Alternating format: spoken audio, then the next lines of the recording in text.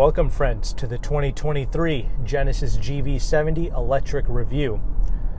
I just want to let you know I also have a Audi Q8 that I'm testing this week, but that joint is just chilling on my driveway right now. I've been driving this a lot more, and you're going to find out why as we progress throughout this review. But let's first talk about the exterior looks of this GV70 Electric, because this is of course built upon the gasoline-powered GV70 architecture, and both of these vehicles look very similar. You just have some subtle changes with the front and rear bumper as well as the front grille, and the grille is also where your charging port is. We're also rocking some 20-inch rims wrapped in 265 wide tires in all four corners. These are the Michelin all-season tires. It's a handsome SUV, and pretty much all the new Genesis products have that Bentley-esque design language. So it gives it a nice premium vibe when it's rolling down the road. After all, a lot of people are looking, staring, and pointing at this vehicle. The model we are testing is a fully loaded Prestige model, and that's going to come with some great features for sure, but it's about a $7,000 increase over the base GV70 Electric, which already comes well equipped. But what you get with the Prestige model is going to be the excellent Lexicon audio system. If you love your music, you're really going to appreciate this audio system. It's clear, it's crisp, it's got great bass. I certainly love it and enjoy it, but some of the other features include a heated steering wheel as well as heated rear seats. You're also going to get manual sunshades in the rear as well. You will get a heads-up display, a 12.3-inch gauge cluster. You also get a suede headliner as well, which can help to quiet the vehicle down a little bit further by helping to absorb some of the unwanted road noise, tire noise. It's going to be slight. It's going to be a very minute change, but that's one of the benefits of going with a suede headliner like this. But these are the main changes that I can think of from the top of my head regarding the fully loaded Prestige. I'll have all the other changes listed on the screen here for you to read. And ultimately, it's going to be up to you whether this fully loaded model is worth it to you. This package is literally 10% of what this vehicle costs to begin with. But all GV70s, it's going to come with the 77.4 kilowatt battery pack with a 236 mile range. I believe this vehicle can charge from 10% to 80% in 18 minutes when you use a 250 kilowatt public charger. And that makes this the fastest charging SUV in its class. But when you're using a level 2 charger at home, a 48 amp unit, you can expect this to charge in about 7 hours, which is fine since you're just going to be charging this while you sleep anyway. This battery pack produces 429 horsepower and 516 pounds-feet of torque. But we have here this boost button, which I will engage right now. My goodness, that is so ballistic. Oh, that's just radical. And it never gets old either. That's so insane. All of these SUVs come with all-wheel drive, but when you press that button in sport mode, it does this little torque steer effect, if you will. It kind of tugs to one side, and I don't blame it because that's a lot of power that this is putting down. And when you press that button, you're getting an additional 54 horsepower boost for 10 seconds. That brings your total up to 483 horsepower and 516 pounds-feet of torque. But I'm not joking. When you press that button in sport mode, this thing hauls like it's got 600 horsepower on tap.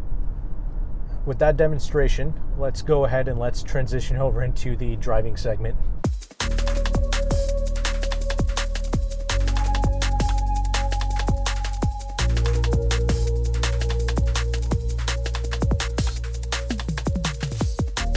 Okay, as fun as sport mode is in this vehicle, that sport mode literally gives this SUV a dual personality. Because when you drive it around in comfort mode, you almost get this feeling that, oh, it's not that quick. I mean, it almost has like this lethargic nature built into it, and it does. And that's actually a good thing because it makes it such a relaxed and tranquil driving experience. I prefer that subtle lag that the vehicle has in comfort mode. It makes it so that you and your occupants, you don't get, pushed back into your seat or get thrown into the trunk of this thing. It's a much more casual acceleration experience, and I like that. But as soon as you put it into its sport mode, right? Now the thing is so jumpy. Now all the lag goes away and it becomes a completely different vehicle. We also have here adaptive dampers, so when you drive it in sport mode, it should feel a little bit more stiff. The steering should also get a little bit stiffer. But really, those changes are pretty minute. I don't really notice a drastic change when I go between the sport and the comfort in terms of the suspension and the steering. What I notice is the speed. So that never gets old. But honestly, though, as cool as that is, I don't really drive it in sport mode. This vehicle really embraces its six-figure driving quality when you're in comfort, when you're driving it more mellow and chill like this. I mean, I tested a fully loaded Genesis G90 a few months back, and I was just so impressed with that machine. I mean, it literally felt like a W222 Mercedes S-Class. It was one of the finest riding and one of the quietest machines I've ever tried. This GV70 is pulling that trade off, and I love it when cars do this. When they hit above its weight class, when it feels more expensive and premium than what the price tag would suggest. This isn't a cheap vehicle by any means, okay? Starting price at around 66 grand, and this fully loaded model is around 73, 74. Not cheap, I get it, but it feels like a six-figure flagship in its demeanor. It feels like the S-Classes, the Lexus LS, the G90s, right? That's what this SUV feels like. And it's difficult to explain why, but it just has like that tranquil nature in its ride quality. It's very smooth and extremely quiet as well, especially around town in 45, 50 mile per hour driving. You have to be doing 75, 80, those highway speeds for you to start noticing the higher wind noises, if you will. But even then, I forgive it. It's totally acceptable. We do have your double pane glass in the front and the rear. Of course, the front glass is thicker. The steering weight is absolutely perfect in this. You even get some good feedback from the steering as well, which is very rare. I mean, in general, this SUV, it does a good job of communicating with you, the driver.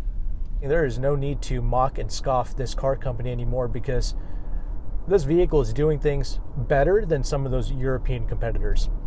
And just for some reference, I have tested the GV60 before. I really like that SUV as well, but for a different reason. That one's tuned to feel a little bit more sporty and to feel more like a hot hatchback, if you will. I tested the performance model, so I had the same electric battery pack as this, so it was also ballistically quick, and it was so quick to the point where I think I saw a drag racing video of the GV60 against the Tesla Model Y Performance, and believe it or not, the GV60 actually outgunned the Tesla Model Y Performance. That's how impressive and quick these vehicles are. So me personally, compared to the GV60, I kind of prefer this a little bit more because, once again, as I mentioned before, it's exhibiting those flagship-like characteristics that I really like. We also have here regenerative braking, of course, and you can also do one pedal driving if you so choose. You have paddle shifters here to increase or decrease the effects of that regenerative braking.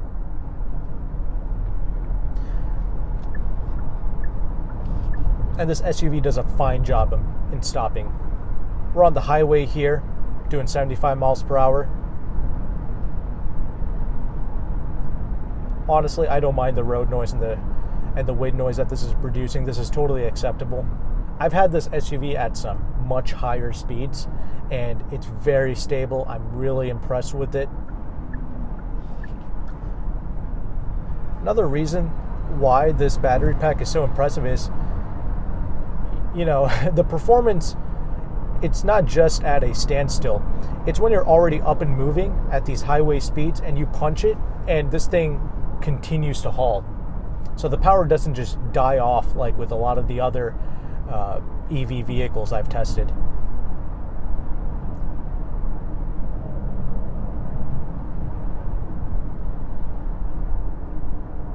So as you can see, pretty much no real compromises here with the GV70 Electric. I've been really impressed with my 1 week of testing this vehicle. You could say, obviously, this isn't like the sharpest handling vehicle on the planet, but it's not bad either. It's just when you try to push it like a complete knucklehead, that's when you start to notice some of the deficiencies at the absolute limit, right? Start to squeal its tires a little bit more. But granted, the GV60 also did that. When you drive these vehicles a little bit more casually, that's when you appreciate them a lot more. I just like the fact that when you take your everyday left-hand, right-hand turns, okay, the thing doesn't feel like it's flipping over onto itself. As you just saw, I mean, it just turns in, no real issues. The vehicle feels nice and planted and secure. And that's what I'm saying. Just appreciate the excellent everyday handling ability of these SUVs, along with the effortless power, no lag, and the flagship-like refinements. All right, with that established, let's go ahead and let's transition over into the interior segment.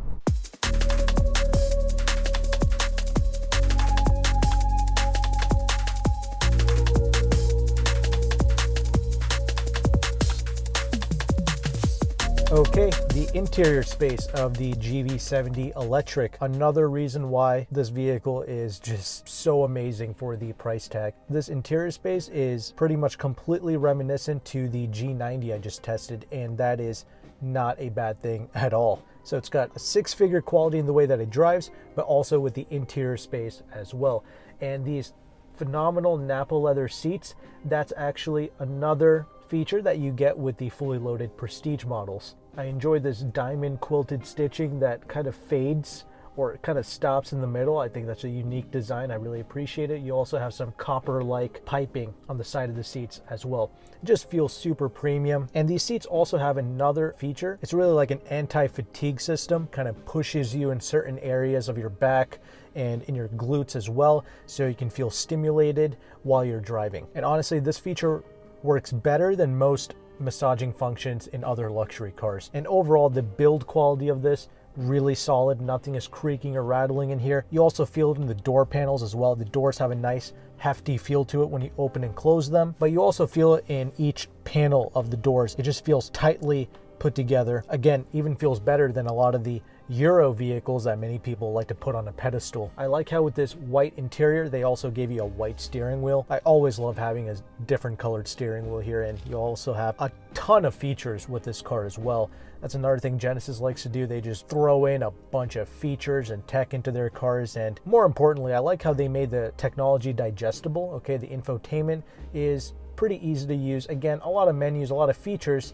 but once you get used to it and you know where everything is, it's totally fine. And they give you multiple ways of interacting with the infotainment. You have a touch screen, you also have this dial, but not everything in here is perfect. There is one attribute to this interior space that I really don't like, and that's the silver material that's shrouding the dial pad as well as the gear selecting knob. It is so freaking reflective. You know, I said the same thing in the G90 as well. I appreciate them for not putting some glossy black plastic material here like many other car makers do. I like how they went with the silver material, but I wish it was a more brushed material that wasn't quite as reflective. Similar to what they have here on the side of the dial pad. This material is a lot more brushed. It does not attract really any fingerprints and doesn't seem as reflective as what they're using here on the dial pad. I kid you not, in harsh sunlight, this is blinding. So that's a major con, but a complaint that I have with this infotainment, and I said the same thing in the G90 review as well, this vehicle does not come with wireless Apple CarPlay and wireless Android Auto. You have to physically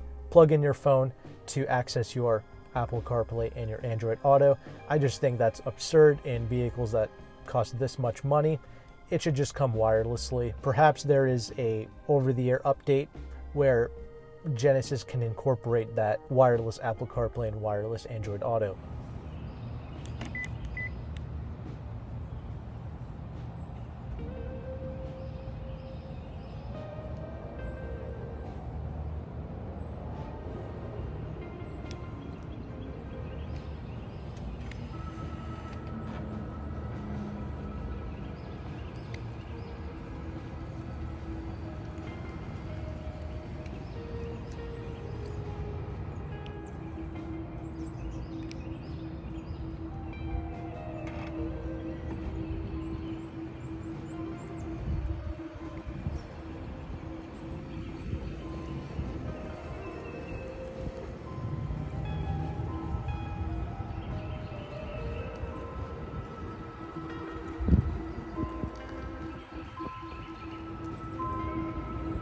I remember I complained in the G90 review that the HVAC screen seemed a little overly reflective. I feel like they used some other type of coating here to make it less reflective in harsh sunlight, and it's easy to access, easy to use. Your heated and cooled seats, they're all accessed through the separate screen here, but it reacts really well, quick to respond, and easy to see as well. The 12.3 inch gauge cluster, that's specific to the Prestige model, looks amazing, shows you some excellent information, and that's also pretty easy to use. All the buttons, dials, and switches have a high quality feel to them. The switch gear for the windows, they feel amazing. It's all this silver coated material.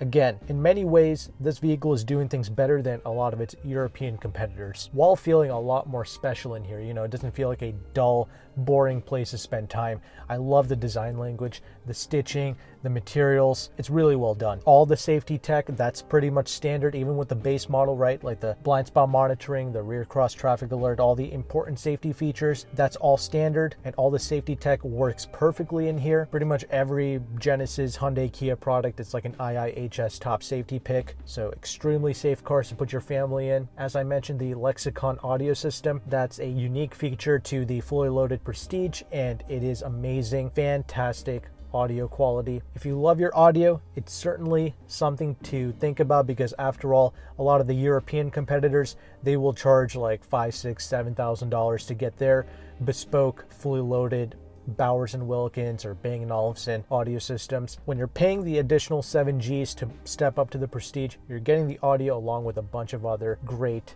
features as well. Again, up to you if that's worth it or not. Another impressive aspect of the GV70 Electric is the fact that the seating position and everything, it's identical to the gasoline powered GV70. And I bring this up because the G80 sedan electric that's also out, and many people complain that the seating position, it's all whack and the floor just sits up a bit higher, so now your knees are a little bit higher, and it just doesn't make for the best ergonomic seating position in the G80 electric. This GV70 is perfect in the way that you sit in it. I'm 5'11", getting in and out of this vehicle, not a problem. I will say, however, the rear seating space, it's not as cavernous. I wish you had a little bit more rear legroom in the back. It's okay, you can certainly sit back there. The same high quality seats continue in the back, which I also appreciate, and you have the rear sunshades that you can play with, along with the heated rear seats and your own HVAC vents that you can adjust to your liking. But yeah, in general, high quality space to spend time in, really refined and isolated interior space. It's so isolated to the point where you can be doing 10, 15 miles per hour over the speed limit and not even notice it. So that can be a pretty dangerous aspect of this SUV. You do have that digital speedometer showing on your heads-up display to help you out. And of course, the heads-up display is bespoke to the Prestige model.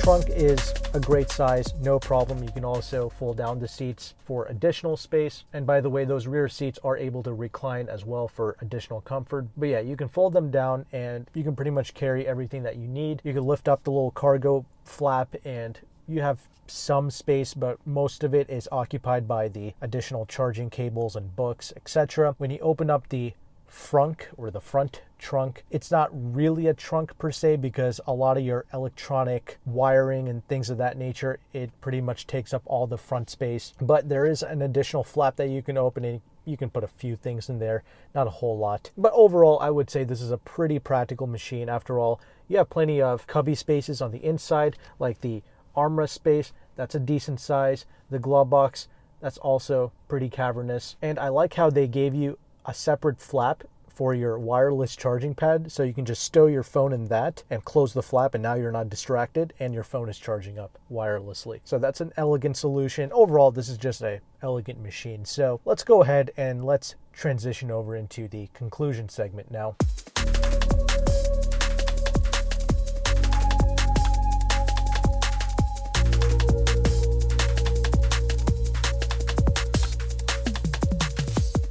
Okay, concluding thoughts of the GV70. Obviously, I'm a fan of this vehicle for the reasons that I mentioned in this very long review. But is it for everyone? Of course not. For instance, you have to be very wealthy in order to afford this thing. This is not a cheap vehicle. As you see here, it's nearly $75,000, and it's not even available in every state. So that's a con, but I believe Genesis has opened up a lot more states than before to place an order for an electric Genesis vehicle. But these aren't even that cheap to lease either. It's about $1,000 a month for the base GV70 if you do a zero money down lease, and that's including the $7,500 EV credit. Okay, you put all that together and you're still at $1,000 a month. That's very expensive. That's the same as a Porsche Macan lease or a Chevrolet Tahoe lease, and there's not really any discounts on these vehicles. Your best bet is paying full MSRP for these, and it's a full EV, so it's not for everyone. Again, you have to be rich to afford it, and you pretty much have to be driving this around town mostly. You know, you have a nice paying job, you're parking this at your office, you're charging it there, and you're bringing it back home, and you have a charger installed in your house. That's really the most ideal way of utilizing this, because yeah, you have a lot of Electrify America stations. That's great, but you know, that's still not the most convenient. I notice a lot of the charging stations there, they're either down or they have some issues. So it's not ultra practical to own a full EV like this. This is most likely your second vehicle, and this is a pretty expensive second vehicle to have, you know, to save $150 or $200 worth of gas every month. You're not buying this to save money. You're buying this because you love the way it looks, the way it drives, the features that it has to offer, the effortless performance, the elegant interior space, the solidity, the safety of it. These are the reasons why you buy this, not really to save money. I personally have never tested the gasoline-powered GV70. If it's anything like this, wow, that's an amazing vehicle, because a 4-cylinder GV70 starts at around 45 grand. If it drives like this, wow, that's pretty amazing. So if you can get your hands on it and you have the money to afford this, you will not be disappointed. I can assure you of that. And of course, it's got ballistic speeds when you put it into the sport mode. But as I mentioned before, I like cruising around in this in comfort and just hovering around on the road in absolute comfort and luxury. So those are my thoughts on the 2023 GV70. Hopefully you found value with this content. If you did, make sure to like and subscribe, but I'll have my next video on the end screen here. Click on it and I will see you